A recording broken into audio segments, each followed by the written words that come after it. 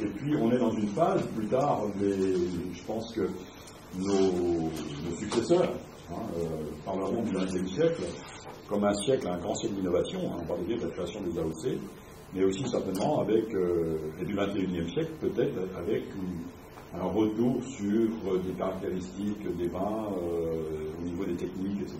Et bon, on est parti sur une grande période d'innovation.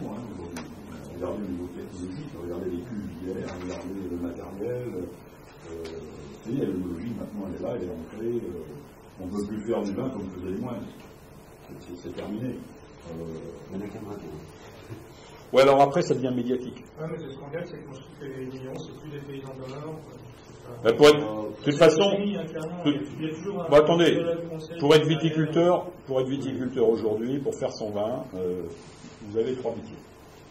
Vous êtes agriculteur, et pointu, avec gestion des parcelles, avec connaissance des produits, que ce soit phytosanitaires et autres, connaissance de la plante, qui est de plus en plus pointue.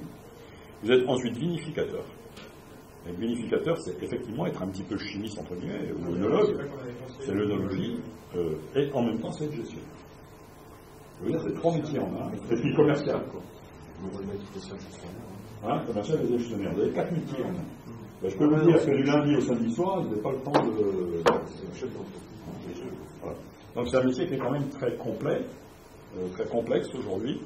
C'est plus le métier, c'est plus le paysan d'autrefois. C'est terminé, c'est une époque qui se tourne. L'agriculture, en règle générale, ça y est, c'est fini, on n'est plus paysan. La paysannerie, elle est en voie de disparition. On ne peut plus gérer une entreprise familiale aujourd'hui comme on la gérait il y a 100 ans. Ou alors on fait de l'autarcie, et puis on a 4 poules, 5 lapins, et puis on fait du troc avec une peau de lapin contre un gilet ou un pull, et puis voilà. Bon, il y a des retours comme ça aux sources, qui peuvent... Mais je veux dire, c'est pas un schéma de société, quoi. Aujourd'hui, on est dans la gestion, dans l'organisation, dans la rentabilité, dans la rationalisation. Alors, on peut le regretter, parce que le côté un peu poétique semble disparaître. Mais quand il faut vivre, il faut vivre.